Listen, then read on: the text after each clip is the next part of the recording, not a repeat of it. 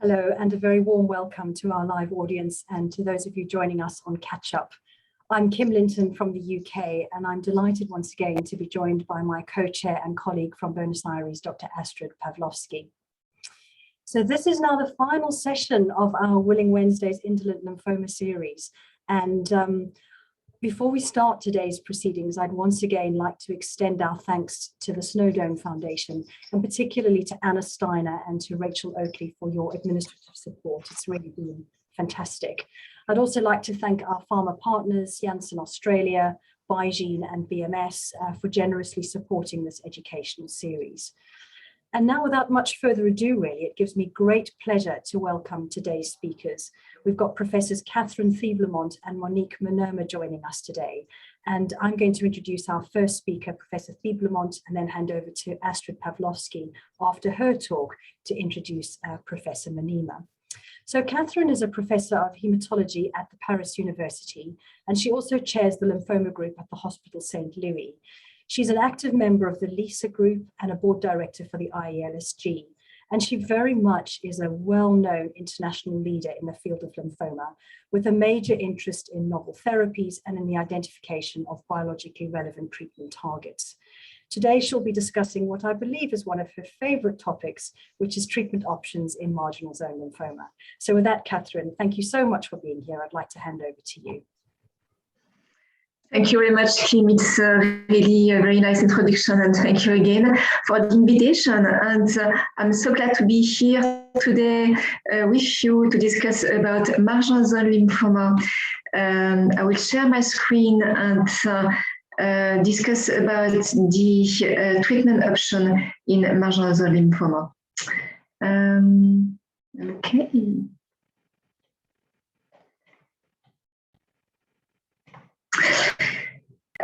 These are my disclosures, and what we will discuss today is first present the marginal zone lymphomas as many faces, because the presentations is really different from patients to other patients. Then we will very shortly introduce the diagnosis, staging, and the prognostic scores, and discuss really about the treatment regarding the first-line treatment, local or systemic treatment. We will also discuss the maintenance therapy and the different strategies at time of relapse and the future perspective regarding the new agent developed in marginal zone lymphomas.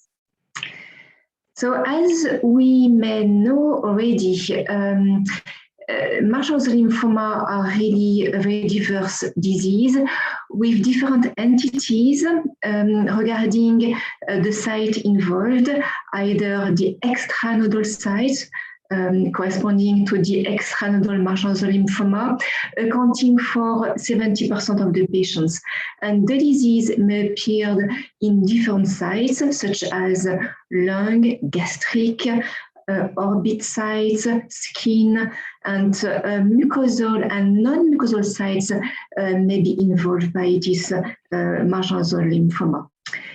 In contrary, you may also have the disease with the involvement of the spleen, which corresponds to the splenic marginal zone lymphoma, accounting for 20% of the patients, and the nodal involvement regarding and accounting for only 10% of the patients.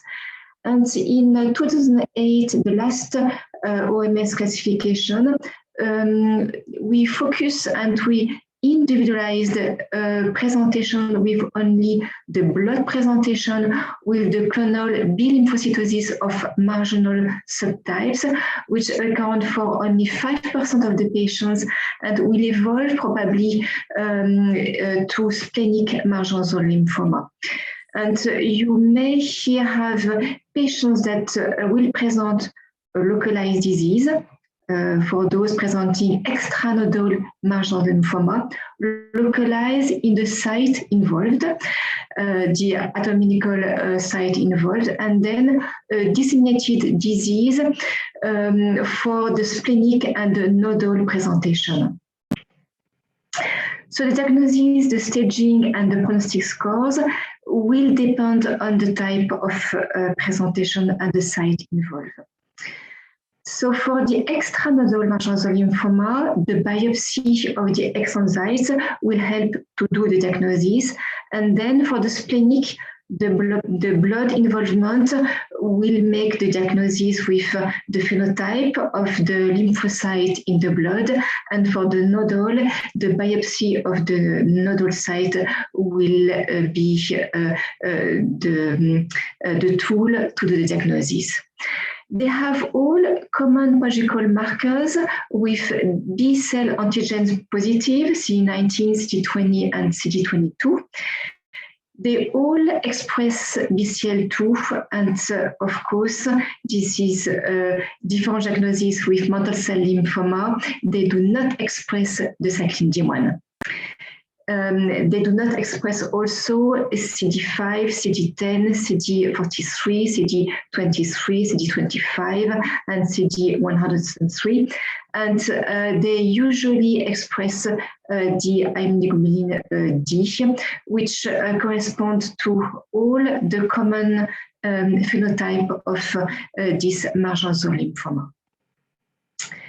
So here you can see that the presentation in terms of immunophenotype, which is mandatory to have the diagnosis of marginal zone lymphoma, so positive for CD20, negative CD5, CD23 usually negative, but maybe positive, CD10 negative, IgD negative, cyclin D1 negative, and mild ATL mutations are negative.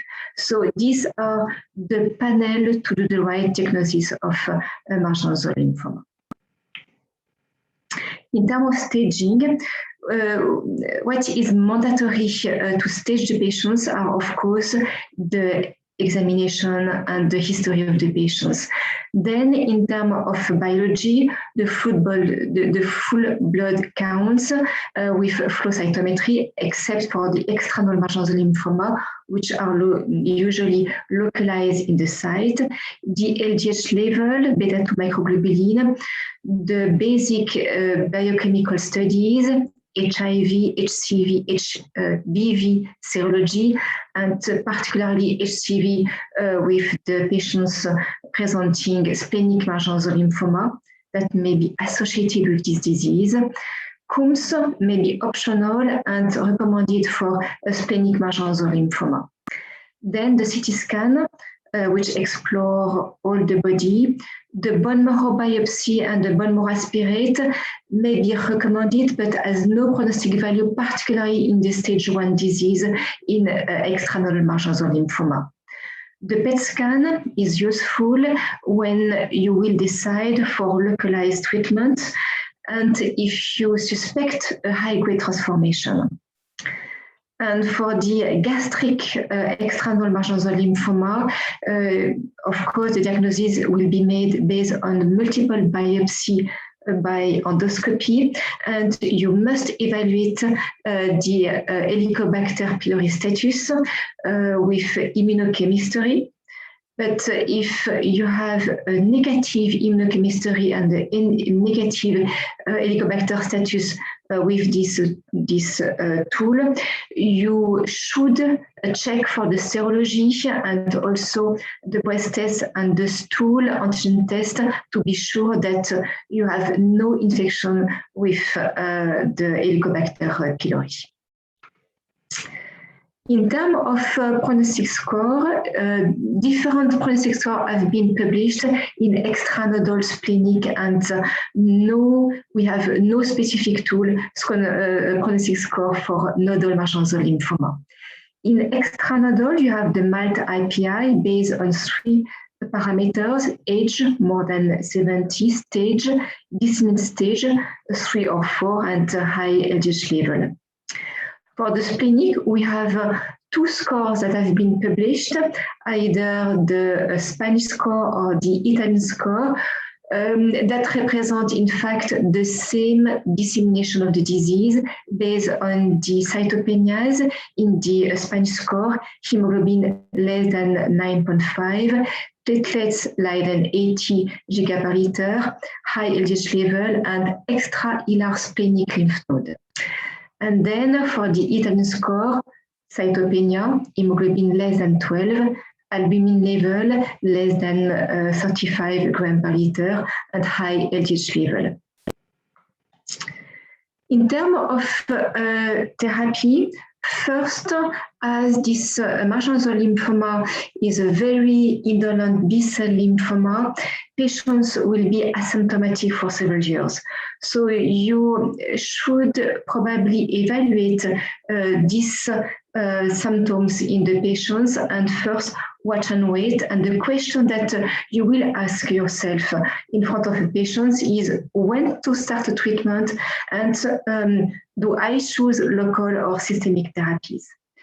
So the criteria to start and to adapt the treatment are not precisely defined for marginal zone lymphoma.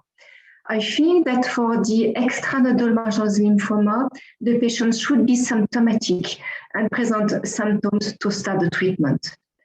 For the splenic marginal zone lymphoma, the patients may be symptomatic with a painful splenomegaly, and this is one of the parameters to start the treatment. Or the other parameters are cytopenias, such as anemia, where the threshold is not defined precisely to start the treatment, either 10 or 9.5 grams per liter. And you have also the thrombocytopenia that is not, again, the threshold is not really defined. Clearly, hyperlymphocytosis is not a criteria to start the treatment. Immune disorders should be taken into account to start specific treatment in terms of immune disorders. When the patients have nodal disease, elevated LDH, and B symptoms, you should ask the question of transformation to high-grade lymphoma. Regarding the nodal marginal zone lymphoma, the criteria to start the treatment are the same criteria than follicular lymphoma, described with the GEL criteria, so high tumor burden criteria. Then when you start the treatment and when you choose a local therapy, for the extranodal marginal zone lymphoma, you may propose either surgery, for example, in the skin marginal zone lymphoma, or localized radiotherapy for ocular or cutaneous sites involved, or even for gastric lymphomas. For the splenic, you may propose splenectomy only in massive splenomegaly when you have a massive presentation. And for the nodal marginal zone lymphoma, you may propose localized radiotherapy only when you have a very localized disease, which is very rare because usually the nodal marginal zone lymphoma are presenting with disseminated disease. Of course, this may be proposed only when you have a marginal zone lymphoma independent to a microorganism, and when you have a microorganism associated with marginal zone lymphoma, you will treat the microorganism, such as Helicobacter pylori in gastric mold lymphoma with antibiotics, or HIV virus when you have HIV positive splenic marginal zone lymphoma. We expect to have complete response with this therapy.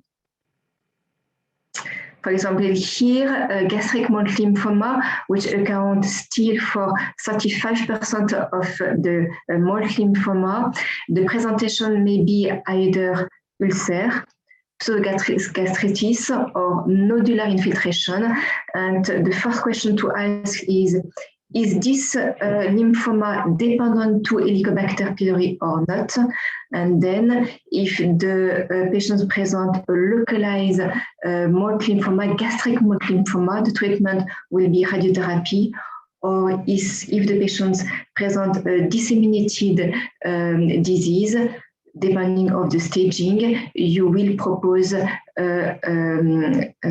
systemic therapy. We will speak about this later. Then, in first line, what will be the best systemic therapy for this marginal zone lymphoma?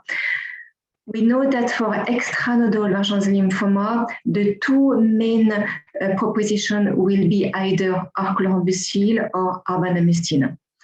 I will show the result with archlorambucil, which is the best option over rituximab alone or chlorambucil alone, which has been proven based on a phase 3 trial published by Imezuka.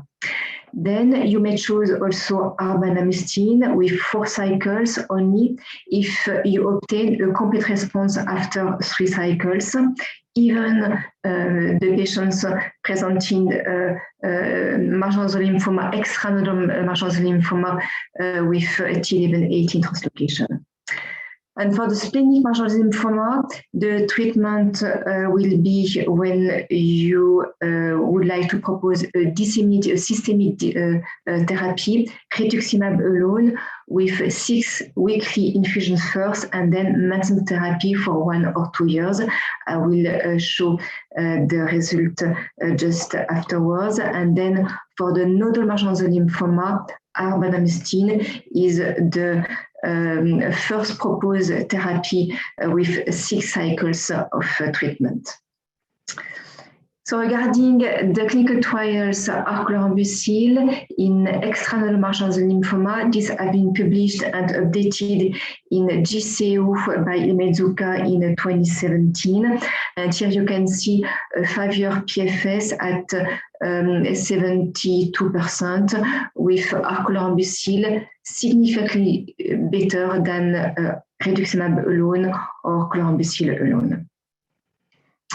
The complete remission rate is almost 80% of the patients with the association of archlorambucil. Then with arbanamustine, this is a phase 2 trial published by Antonio Salar in Blood 2017 also, where the 7-year progression-free survival is really impressive with 93% of the patients. So it was a really small series, 60 patients treated with arbanamustine, and the treatment was stopped after 4 cycles if the patients were in complete response after 3 cycles. And in fact, this occurred in 75% of the patients, and only 25% of the patients receive 6 cycles of arbanamustine. So this is a very interesting and very short therapy for patients that required a systemic therapy in extranodal marginal zone lymphoma. So these are the results in the different subtypes of extranodal, splenic, and nodal marginal zone lymphoma. As I mentioned, the overall response rate with archlorambucil or arbanamustine, the complete response rate, and the 5 years or 7 years PFS. The overall survival is usually excellent in this disease because the patients will not die because of the marginal zone lymphoma. Again, this is a really indolent lymphoma. Here you can see in the splenic marginal zone lymphoma, the results are also very good regarding the patients treated with rituximab alone, and the association with arbanamustine will not increase the response rate or the PFS or the overall survival, but the toxicity is really too important to propose this association in first-line therapy. We published this series with Emilio Iannito some years ago, but the toxicity in terms of infections and neutropenia is really too important to propose this association in first-line therapy. So for nodal marginal zone lymphoma, the best recommended treatment is the association of arbanamustine with an overall response rate more than 80%, 85% of the patients.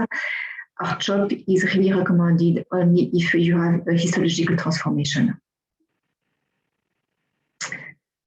what about maintenance therapy? I have often the question in terms of expert in diseases regarding maintenance therapy after first-line induction in marginal zone lymphoma. We have some ideas that this may be important to propose a maintenance therapy in marginal zone lymphoma, because patients that will progress within the 2 years, so the famous POD24 published in follicular lymphoma, are also present, are associating with a worse progression-free survival in patients in also POD24 marginal zone lymphoma patients. So the patients will have a worse PFS and worse overall survival for if they relapse within 24 months. So this is really important to consider when you think about maintenance therapy. So we have some clinical trials that have asked this question of maintenance therapy in extranodal marginal zone lymphoma. After 6 months of archlorambucil, you can see here that at the end of inductions, so the 6 months of archlorambucil, you may improve the complete response rate when you give 1 year or 2 years of maintenance.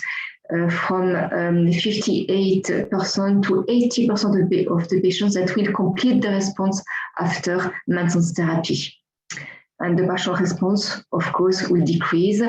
And we are waiting for more follow-up to publish this series of patients included in this ISG 38 study.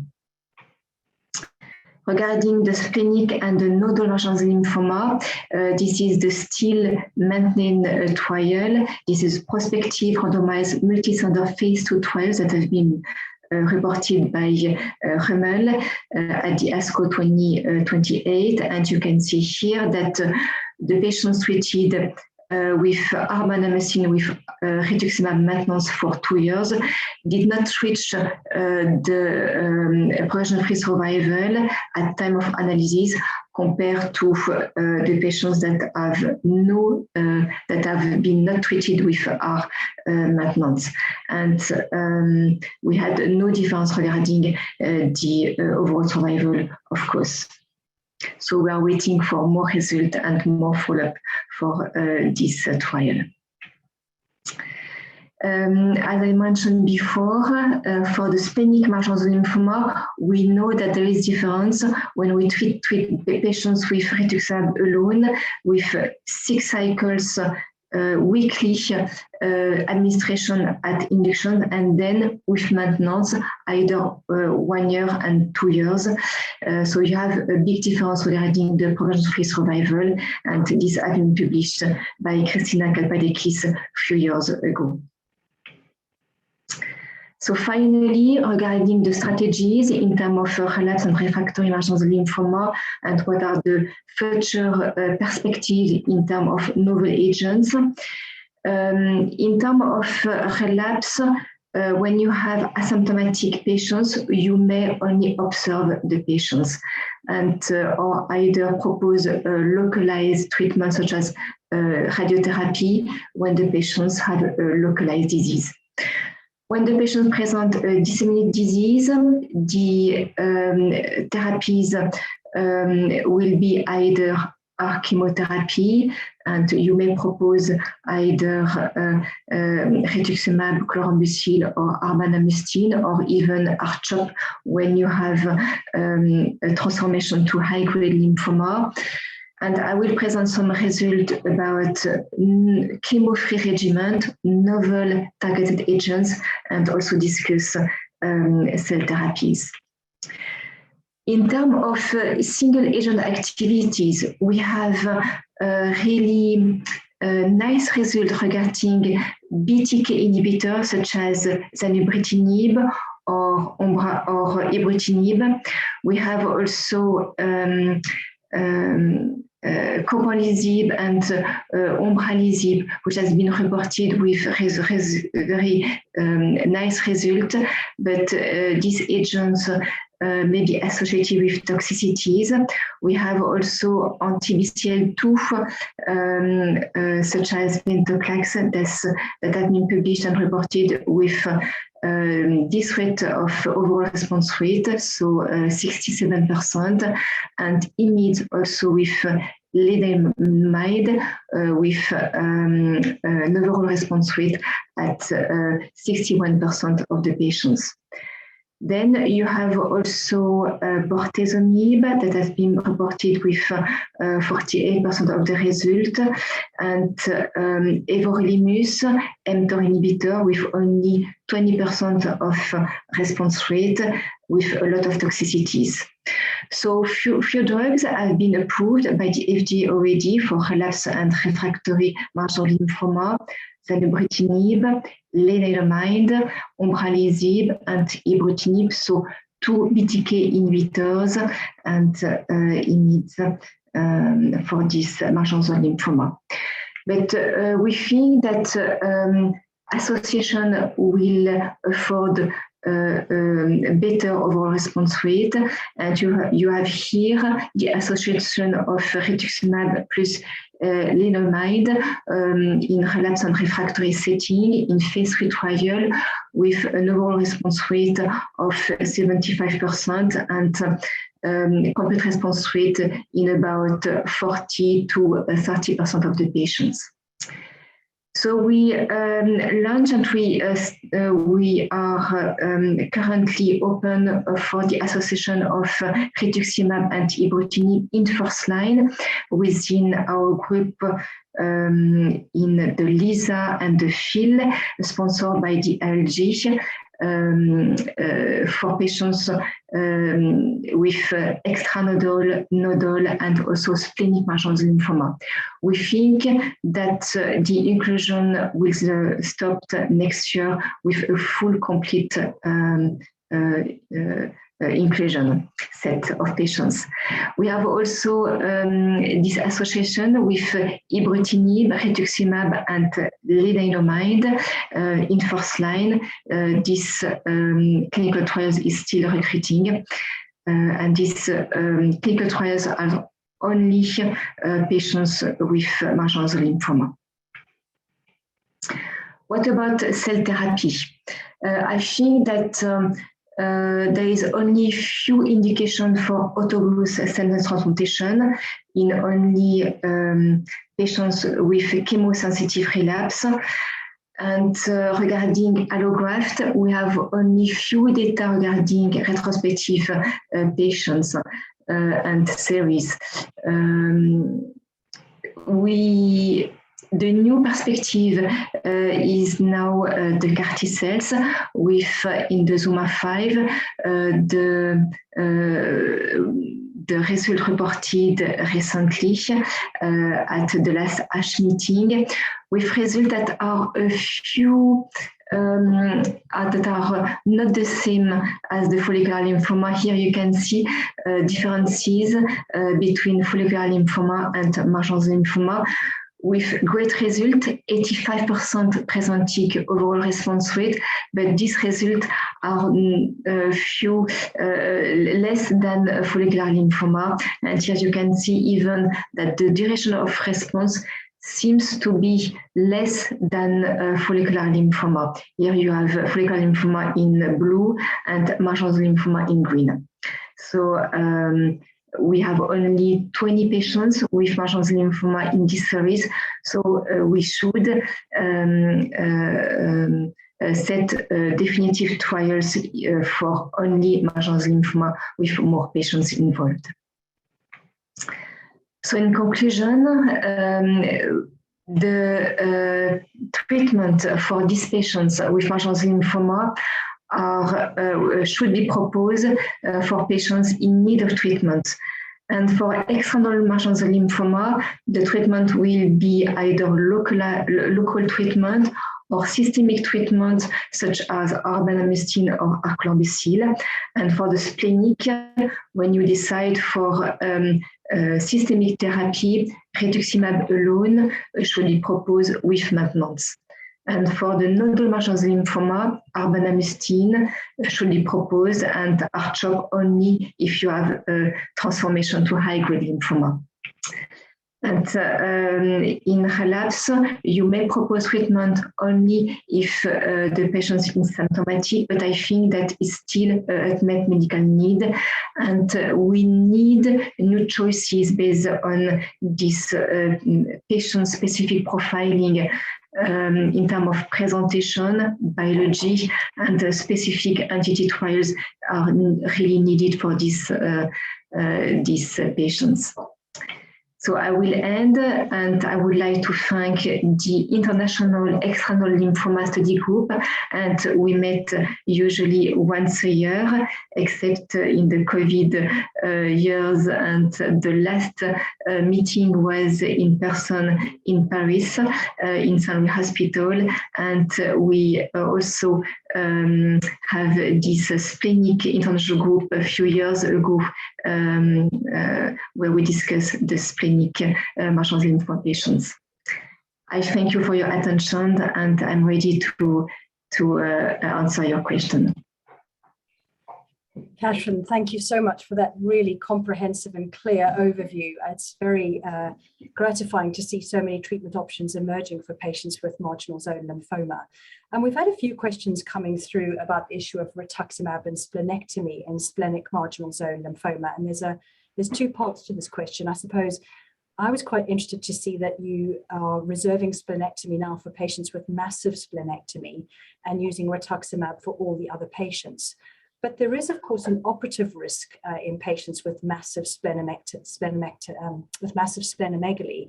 So I wondered if in those situations there may be a role for rituximab to reduce the size of the spleen prior to embarking upon splenectomy if they've still got residual disease.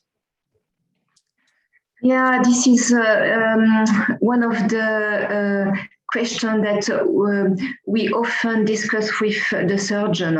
In fact, it's very important to have experienced surgeons that are comfortable with this surgery.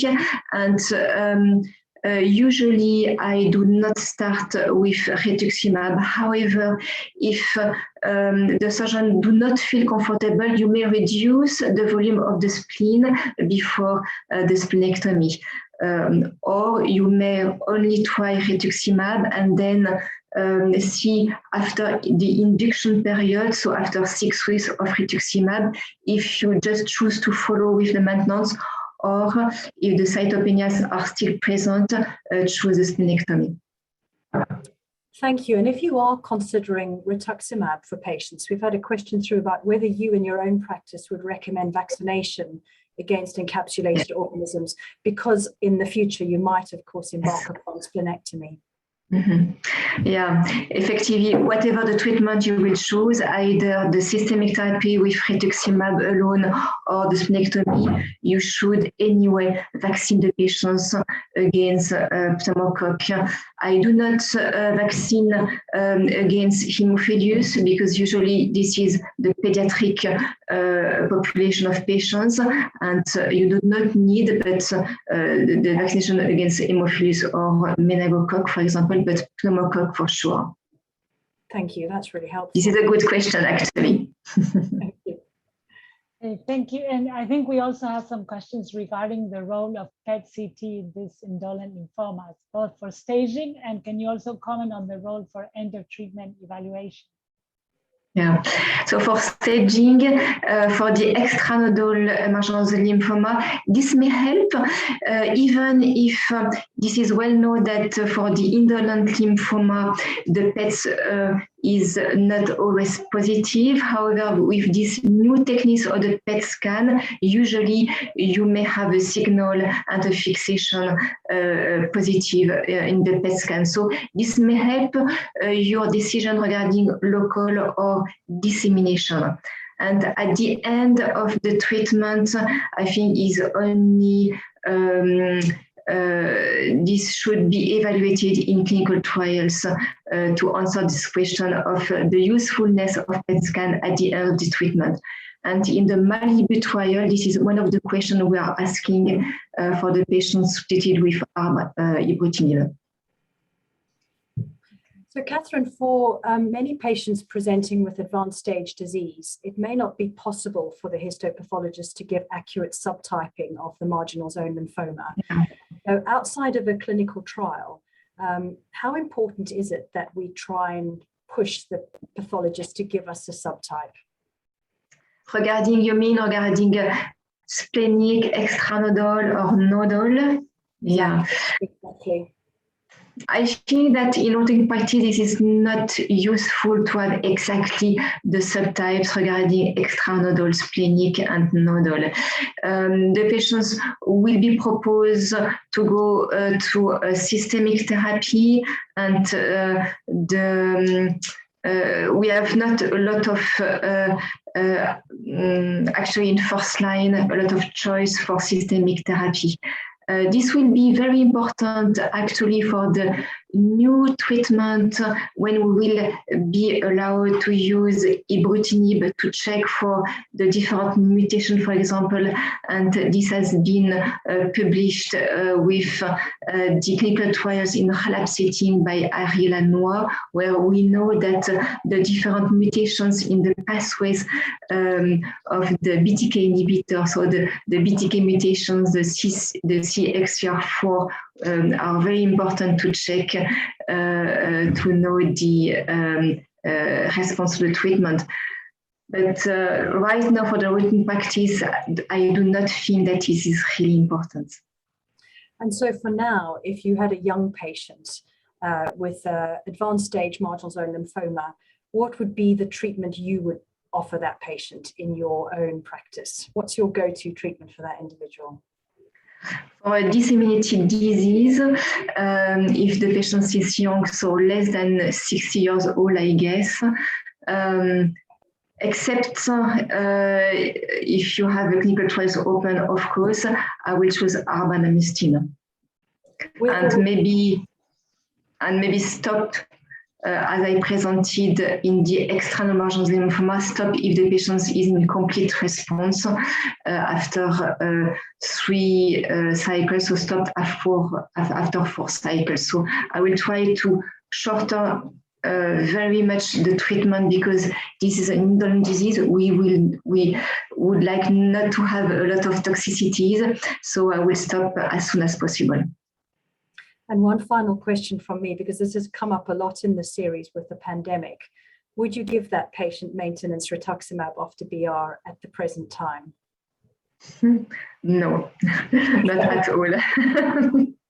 Simple answer. Easy. Thanks, Catherine. Yes. Catherine, one last question. We're running out of time, but can you comment on the follow-up after treating patients with gastric marginal zone lymphoma with antibiotics? Do we need endoscopies? Do we need PET scan? How long and how often do we do this follow-up? Yes, that's a recommendation published by our group, and Temaizuka was the first author in the ESMO guidelines. So after the antibiotics, you should do a gastric endoscopy 3 months later, not before that. And then at 1 year, and then every 2 years until 5 years, and then 5 years later. But I do not choose a very strong gastroscopy schedule because this is painful for the patients. But after the antibiotics, only 3 months after, 3 or 4 months, because usually the patient is asymptomatic, indolent, and the symptoms are not very important. So I do not rush to check the gastroscopy, and usually the complete response will be anyway observed between 3 months and sometimes 1 year after the antibiotics. So do not rush for gastroscopy. Okay, thank you. I think we could keep on talking, but we also want to listen to a very great next lecture, the last lecture of this session. So it's my pleasure to introduce Dr. Monique Minnema. She's a full doctor hematologist in the University Medical Center Utrecht, the Netherlands. She's specialized in the diagnosis and treatment of B-cell malignancies with clinical research focus on the development of novel therapies. She's member of the HOVON and the Dutch Hematology Association. She's medical investigator in clinical trials and has been involved in more than 30 trials. And she's member of the committee, of the organizing committee of the International Waldenström Macroglobulinemia in Waldenström. And I think her choice of treatment of disease is macroglobulinemia. So it is our pleasure to welcome you, Monique. So thank you very much for joining us. Well, thank you, Astrid, for this nice introduction and for this kind invitation. I will start sharing my screen for my presentation. And for a start, I will talk about Waldenström macroglobulinemia, but especially for the unusual aspects of this disease, both in diagnostics, but also manifestations and treatment related effects. So this talk won't be about first-line treatment and second-line treatment, but more about this fascinating disease, which has several strange and fascinating clinical presentations and treatment-related effects. If we compare it to other non-Hodgkin lymphomas and other indolent non-Hodgkin lymphomas, I think the similarities are that patients can have their B symptoms, so fatigue and night sweats that they share with other lymphomas. But nodal disease is less frequent, only seen perhaps in 20% at diagnosis. And one of the main features, if there is disease outside the bone marrow, it will be splenomegaly. But very fascinating is, and I have to lower this bar, is that there is also a high level of M protein associated with this disease. And it's mostly in IgM in Waldenström. It's per definition an IgM, and that can form a pentamer in your bloodstream. And because of this pentamer formation and the high levels of the IgM, patients are at risk for hyperviscosity. But also at lower levels of your monoclonal M protein, you can have autoimmune effects that can, for example, attack your myelin at the nerves, and then you can have a syndrome that's called anti-MAC neuropathy, or it can bind to your erythrocytes, to the I antigen, and then it can cause hemolysis. But also when you have the IgM protein can react to polyclonal immunoglobulins that derive from an infection, for example, hepatitis C, and then patients can develop a type 2 cryoglobulinemia. But also AL amyloidosis can be present with Waldenström's macroglobulinemia. And I think also a bit different from other indolent lymphomas are the immune effects that we see when we treat these patients. For example, rituximab flare and rituximab intolerance, which I will discuss later on in this presentations, are very typical for this disease, but also more diagnostic, also low hepcidin and perhaps Schnitzler syndrome, which is chronic hives, are associated with this disease and makes it a very special and fascinating disease. First of all, the name, because the name of Waldenström macroglobulinemia can be very difficult for when doctors start in this field. And what we mean with this name is that it's a lymphoplasmacytic lymphoma, mostly in your bone marrow, associated with an IgM protein in your bloodstream. So when you have this combination, you can call it Waldenström macroglobulinemia. And the disease is called after Jan Waldenström, who defined it for the first time. And I think it's one of the rare diseases that we still have in hematology where a personal name is attached to the disease. So when you do the bone marrow biopsy, only the pathologist can see only that material and not the test in the bloodstream. And the pathologist will call it a lymphoplasmacytic lymphoma. And that's also according to the WHO handbook that we all have read, of course. But a very old name is immunocytoma. And sometimes you see this also popping up in literature, but that's the name we don't use anymore, but was previously used for lymphoplasmacytic lymphoma. Importantly, I think for us as clinicians is that we start, of course, not with the biopsy, but with the M protein in the blood. And a mistake I would like to warn everybody about is that if we have an IgM M protein, we almost think it should be Waldenström disease or perhaps marginal zone lymphoma and not multiple myeloma. But that's not the case. So and if you find a non-IgM M protein in the bloodstream, for example, an IgA or IgG, it can be a non-IgM LPL because that disease also exists. Perhaps with a bit lower penetrance of the MYD88 mutation, but it's still an LPL and should be treated and regarded as such, but also an IgM multiple myeloma exists. So we should keep our toes up and watch out for this mistake to make, because treatments are, of course, quite different. If you look at the bigger picture of non-Hodgkin lymphoma, B-cell non-Hodgkin lymphomas, you see that this is a chart from a paper already from the previous age, so 1998. And you can see that lymphoplasmic specific lymphoma is a very rare disease. It comprises only 1% of all lymphomas. And the median age at presentation is around 69 years, so mostly elderly patients, with a little bit more men than female patients.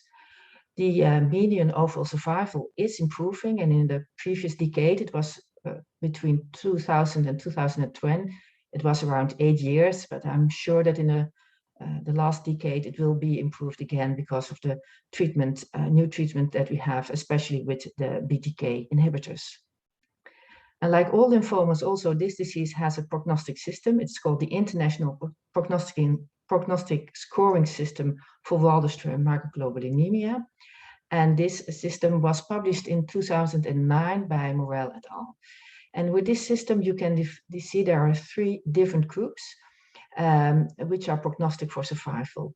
And what's also good to see is that they included, of course, treatment of this disease in the prognostic score, but these were alkylating agents and purine analogs, and that were drugs that we still used in 2009 and before, but I think nowadays these purine analogs are not used that much anymore, and I think therefore also perhaps we should try to see if this prognostic score still holds on in the current era. But this is the scoring system that we still have. And in this paper, 587 patients were analyzed and 5 risk factors were identified. And these are advanced age, so above 65 years, which is the majority of our patients, anemia, a low platelet cell count, a beta-2 microglobulin elevation above 3 micrograms per liter. So also test that when you diagnose a Waldenström patient, and a very high M protein level above 7 grams per deciliter. Low risk patients only have 1 or none risk factor. Intermediate patients have 2 or they have the advanced age. And if you have 2 to 5 risk factors, you are a high risk patients, and your overall survival is much less than in the other groups. I think very unusual in the diagnosis of Waldenström's disease is that it's so infrequent, has nodal disease, and therefore a bone marrow analysis is essential and should never be forgotten to perform. And multiparameter flow cytometry for immune phenotyping is strongly recommended, and that's because this clonal disease has 2 clones that can be detected. There is a B-cell clone, which is the majority of the disease, but also a plasma cell clone can be detected in most patients and is a smaller part of the total disease.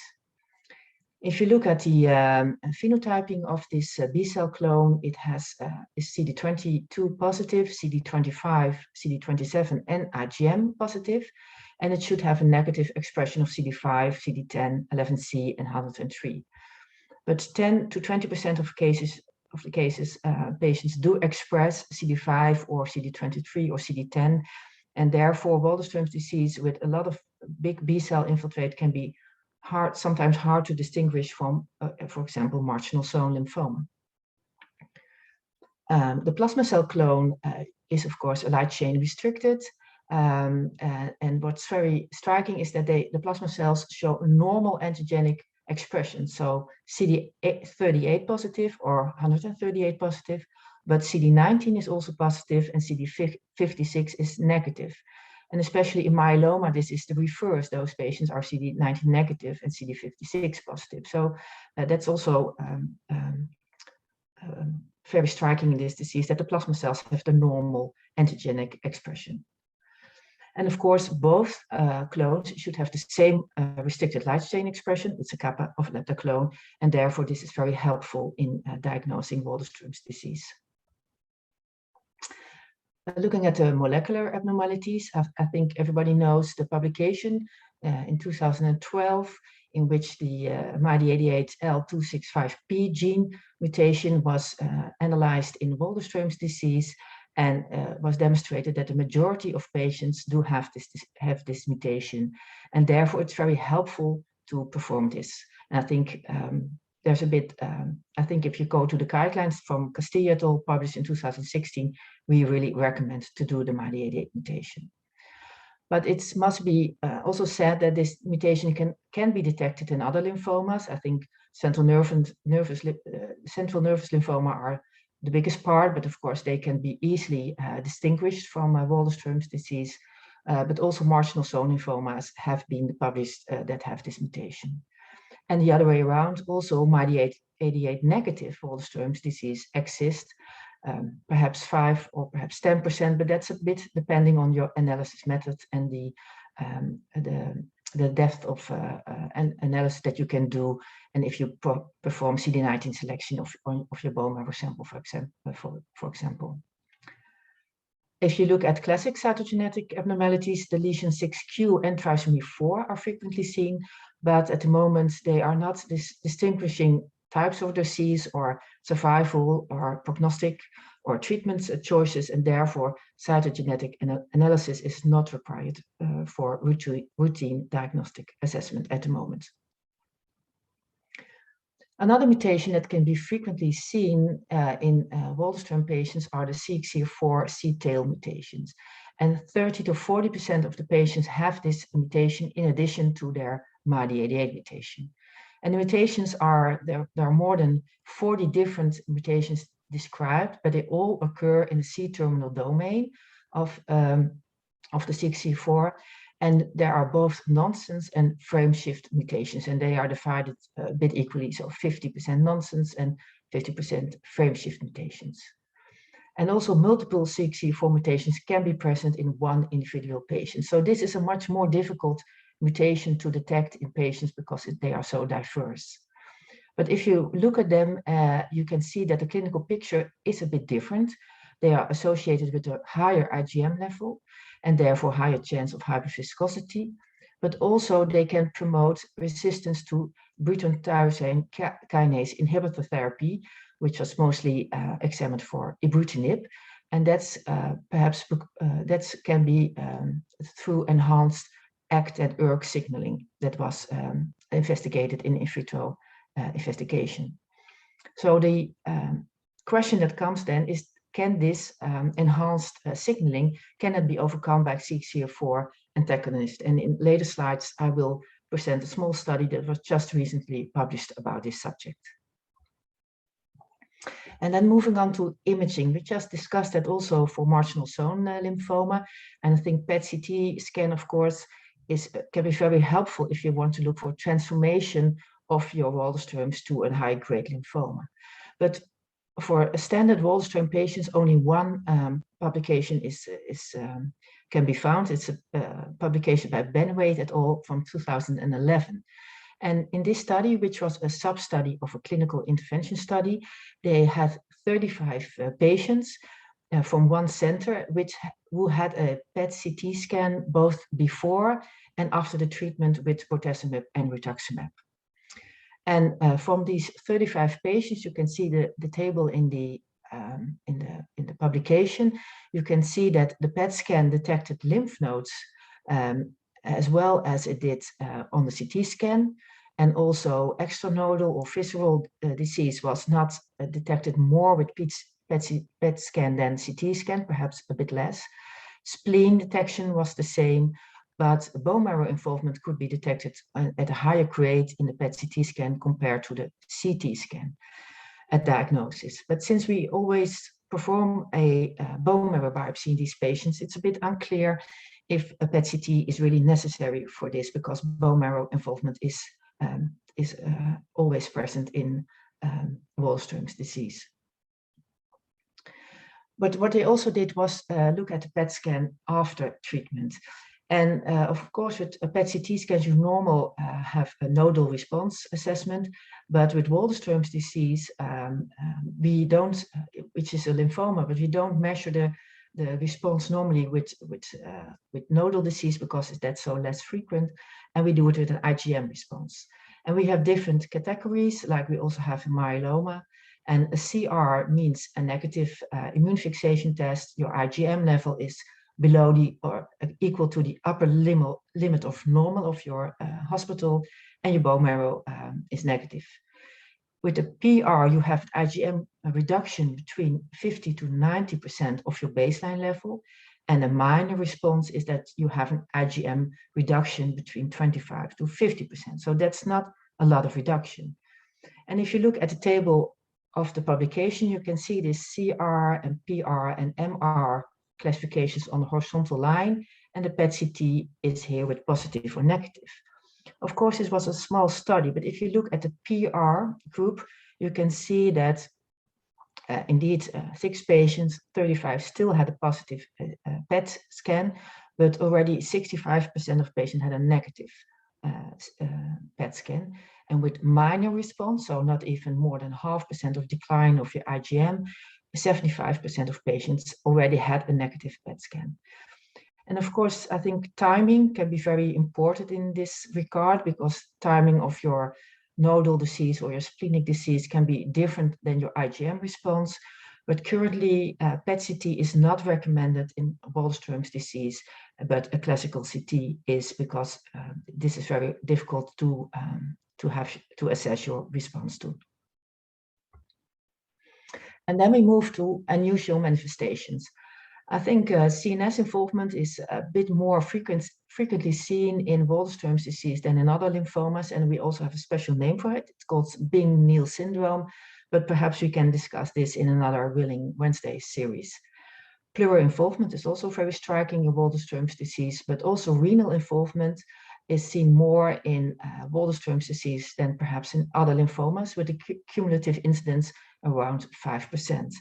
And I would like to discuss a paper by Josephine Vos et al., which she wrote when she did her PhD, and she was on a fellowship in the Bing Center in Boston.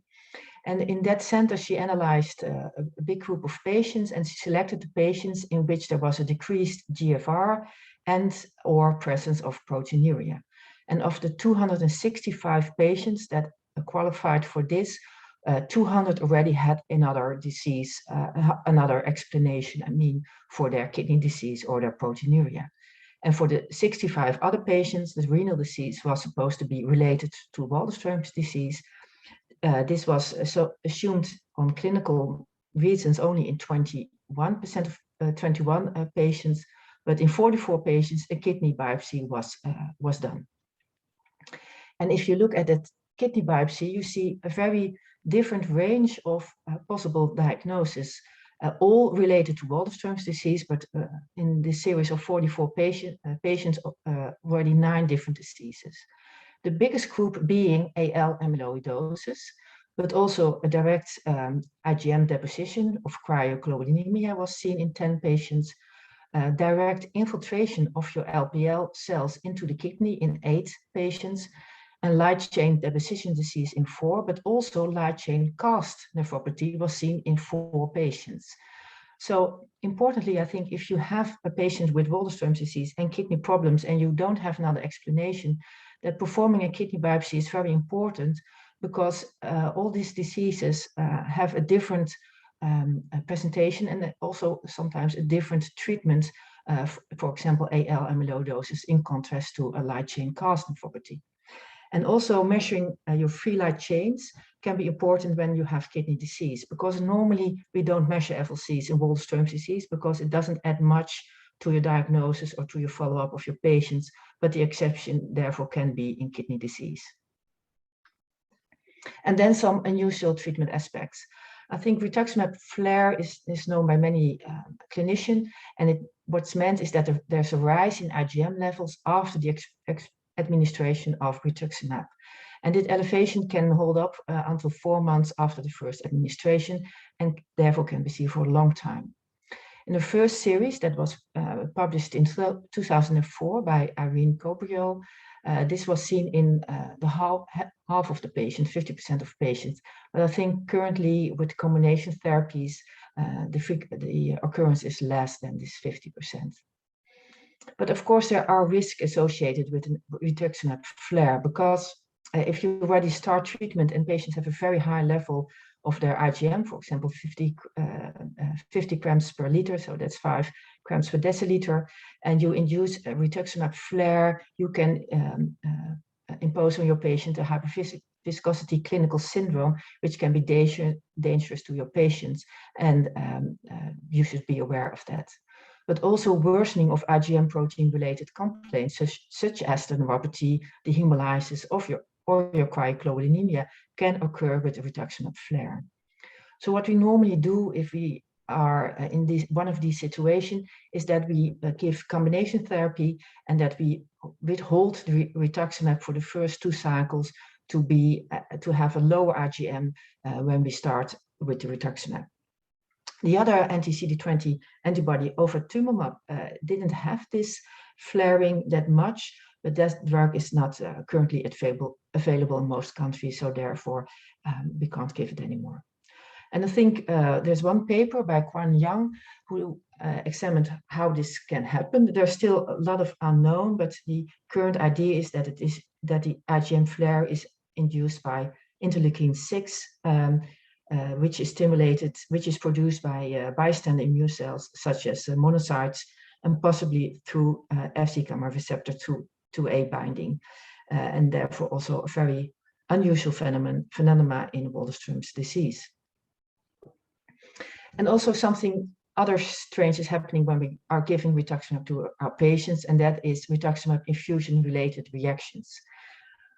Of course, this is what we see in more patients with B-cell non-Hodgkin lymphomas, but normally the IRR decrease with each rituximab infusion, and also therefore the discontinuation rate that a patient have to stop rituximab because they can't tolerate it anymore is less than 1%, for example, in follicular non-Hodgkin lymphoma. But in Waldenström's disease, these reactions can intensify with each infusion and have a higher discontinuation rate, and this happens in around 7% of Waldenström patients.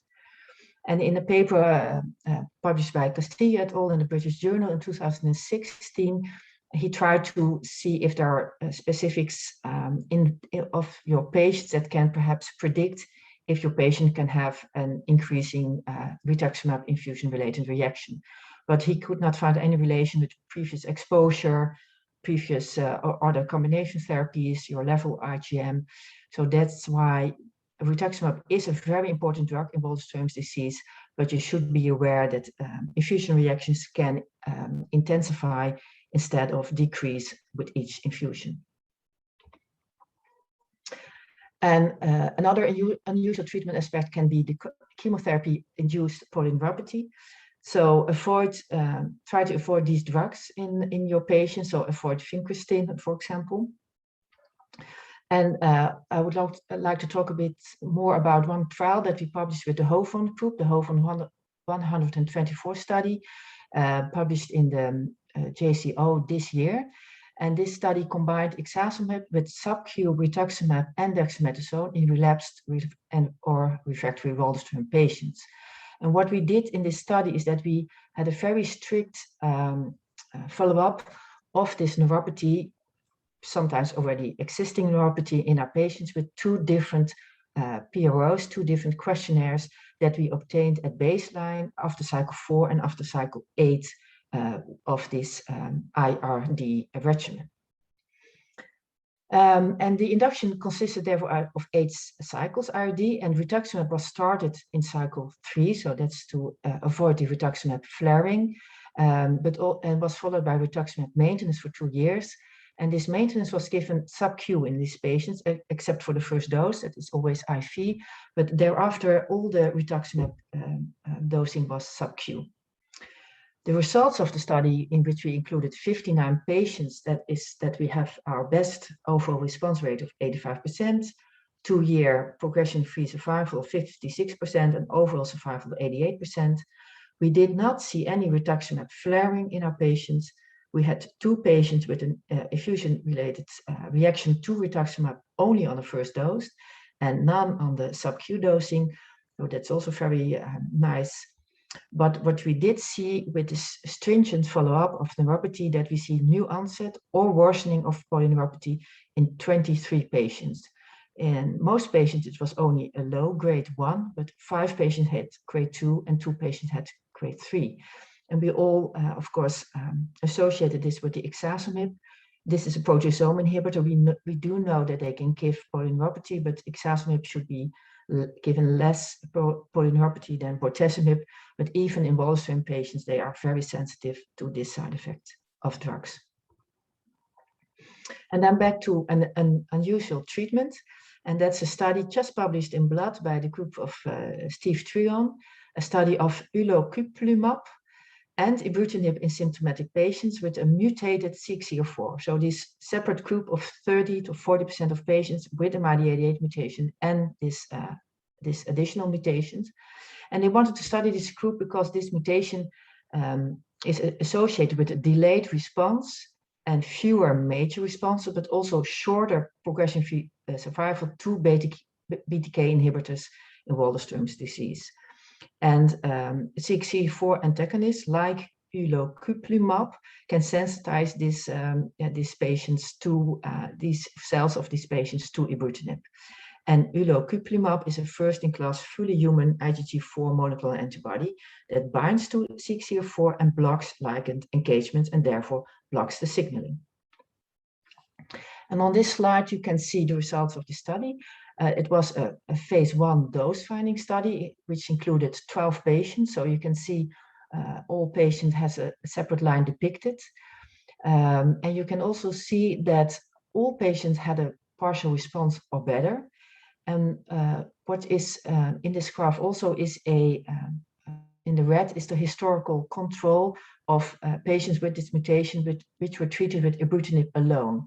And if you compare this with the historical cohort, which is always a bit difficult, but this all they could do, is that you can see that the median time to PR was reached faster. They all had a PR. Median time to PR was faster, and also the PFS seems to be longer than compared to the historical cohort with ibrutinib treatment alone.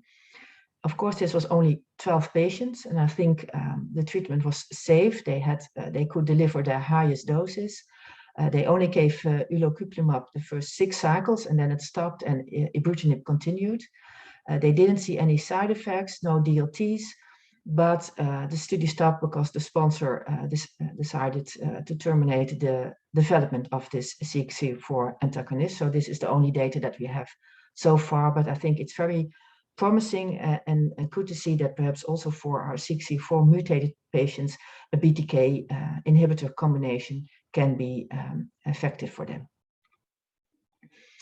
And my last slide is about the patient's voice, and I think it's very nice. I don't know if it's unusual, I hope not, but for Waldenström's Macroglobulinemia, we have the Whimsical project, which is a worldwide project for all English-speaking patients, and they can have really help the research on their own disease. So participants can after completing their consent, they can enter symptoms, pathology reports, treatments data, but also their PROs, so questionnaires, into this safe environment of the CardWiL association. And this is being a large collection already, data collected of more than 500 patients. And this is currently led by Dr. Ibrahim Tawhidi Eshfahani from Sydney, Australia. So I would like to welcome you all clinicians to look at this website of CardWiL and to see if perhaps if you can also enthusiast your patients to provide data directly into this questionnaire. And with that, I would like to acknowledge my co-workers on the Dutch Waldenström Task Force, Professor Marie Kersten, Professor Stephen Pauls, and Dr. Josephine Vos, who you see here in the middle holding her PhD certificate, but also the global Waldenström community, which is a very warm and welcoming community. We have a congress every 2 years, and I think it's very nice to visit that one time and to learn more about this fascinating disease. And I would like to thank you all for your attention. Okay, thank you. Thank you, Monique, for an excellent overview. Many new things coming up in Waldenström. So we have a couple of questions. First, regarding mid-ADA, you mentioned that there are different techniques and there are a small percentage of negative mid-ADA in this disease. Which is the best technique, and if it's mandatory for diagnosis, and whether this can help us to differentiate from other indolent lymphomas? Yeah, well, I do think it can certainly help in differentiating. So that's why the task force of Waldenström advises it. But if you look at the WH book, they say it's recommended. But I think we should move on to performing this test like we also do with CML. If you have such a defining molecular entity, that you should do it. But it's not perfect. And I think the most sensitive method that there is if you do it on a bone marrow aspirate after CD19 selection, because the Waldenström infiltrate, or the LPL infiltrate can be small in your biopsy sample. If you do a selection, you increase your sensitivity. But also if you do perhaps the most modern techniques of PCRs, that is an AS-PCR or a digital droplet or droplet digital PCR, they are also much more sensitive, or cell-free PCRs than, of course, the older methods with sequencing. And I do know from the Bing Center that they sometimes have referrals of MyD88 negative Waldenström patients, but when they redo the bone marrow examination, they do see this mutation, sometimes the classical, but very rarely also another mutation of MyD88 is seen. So that's I think also the main message. If it looks like an LPL on your bone marrow biopsy, if the presentation clinical is Waldenström's disease, but you can't find this mutation, you should not discard Waldenström's macroglobulinemia as the diagnosis. But it's still present in other indolent lymphomas, right? Yes, and I think you can marginal zone lymphoma can be very difficult to distinguish from Waldenström's disease, but other lymphomas are not that difficult on other reasons to distinguish. So therefore, I don't think it's a problem in other lymphomas. If you find it there, if you find it in CLL is so typical, you won't change your diagnosis then. And how important is CXCR4 for diagnosis and for treatment? Let me add. Yeah, so it's not important for diagnosis, and it's also much more difficult to test because you need NGS, or you can't do it with separate PCRs because it's much too difficult to have 40 PCRs in your hospital. So it's not necessary for diagnosis, but I think it can be helpful if you want to start treatment on your patients with BTK inhibitor solely, so not in combination with rituximab. But that's, on the other hand, the data on the CXCR4 patient group is not that large. There are patients that do respond, so I think at the moment it's not necessary for diagnosis, also not that necessary for treatment, but perhaps this latter will change in the coming years if we work more with CXCR4 antagonist, for example.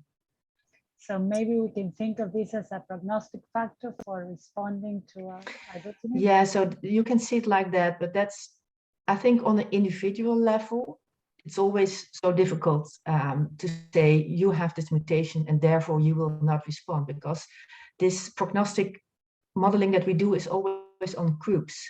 And the precision for an individual patient is much less precise. So if you think it will be a good treatment, or there are no other treatments, I do not think that you should not give a BTK inhibitor to a CXCR4 mutated patient. You should still try it. Perhaps you have more luck than the 5 that were presented in the first publication.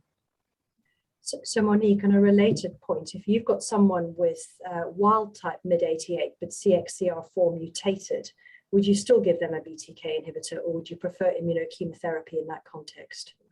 Yes, in that context, we do prefer immunochemotherapy. Yeah, it's a very rare occasion, but if it happens, yeah, that's right. Yeah, thank you. The trickiest thing for me with Waldenström's is the patients with high IgM paraproteins and symptoms of hyperviscosity. And we have endless debates as to when we should introduce plasmapheresis and whether there's an absolute cutoff of when we should do that. And the other question that comes up, in addition to the plasmapheresis, is how long we should defer the rituximab for. So I realize I'm asking you 2 questions here, but the first question is there an absolute cutoff for when we should do plasmapheresis? And the second question is, if you're holding your rituximab because you've got high plasma viscosity or high IgM paraprotein, do you stick to the 2-cycle rule and then introduce it regardless of what the paraprotein is doing, or do you sort of wait until the paraprotein is safely dropped below 40? So those are a couple of things that come up all the time in clinical practice. Yeah, also in my practice, and I think it's something that comes up because it's so hyperviscosity can be so dangerous to our patients. So you don't want to miss out and damage your patient by not providing, for example, plasmapheresis. I must say the level on which is a dangerous level, it starts with that. So is it 40, is it 50, is it 60 or 70? So that's always also tricky, and there are some reports on that. And I think at the moment, the level of 50 is considered to be tricky. So this can be a reason to start treatment already if you have the patient under control.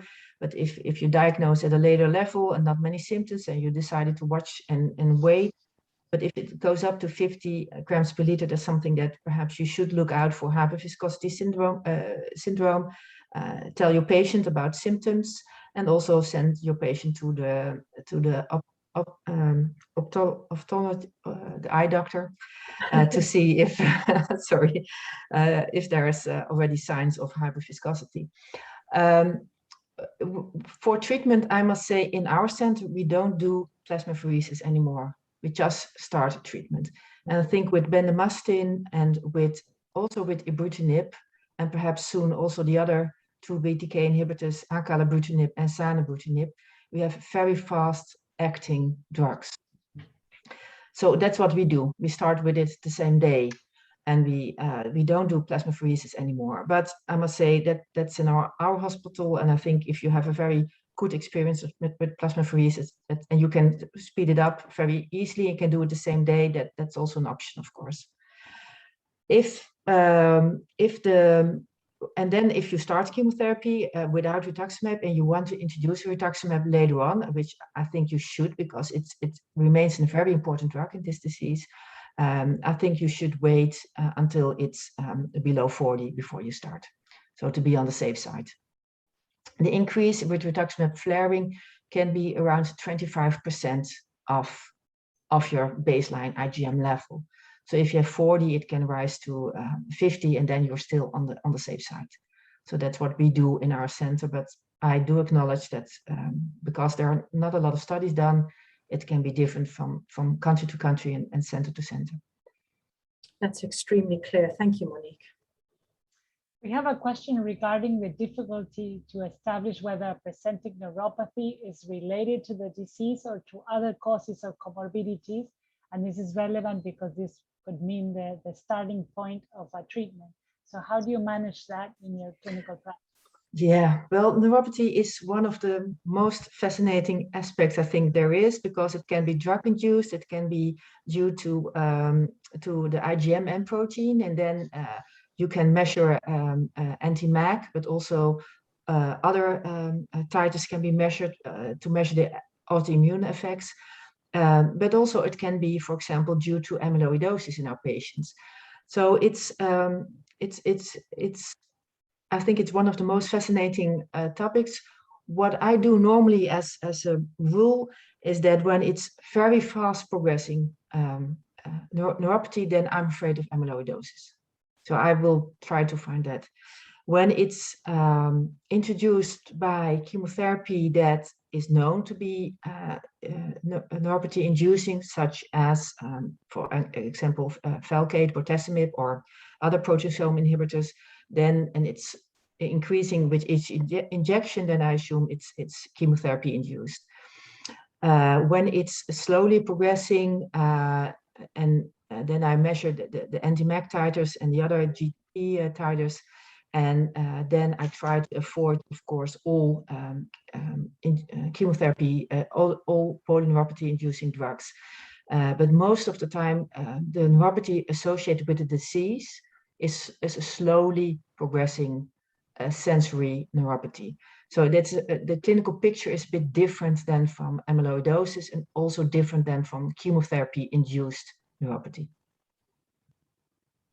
Okay, well, thank you very much. We're running out of time, so I want to thank you very much, and Catherine as well, for this last very important lectures. I think we have just gone through in the last 5 weeks through highly qualified educational sessions with great speakers around the world. It was my privilege to join you, and my privilege to co-chair with you, Kim. It was really a great experience.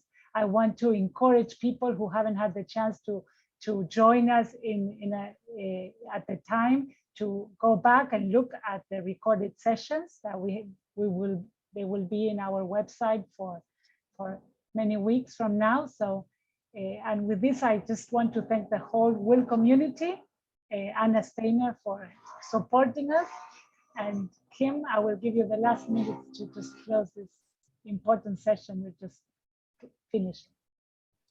Thank you so much, Astrid. I mean, wow, what a tremendous series this has been. I feel honored and privileged to have met so many leading women in lymphoma sharing their expertise with us. And I really hope that everyone who's linked in live and in the catch-up sessions have found these sessions to be as educational and inspirational as we have.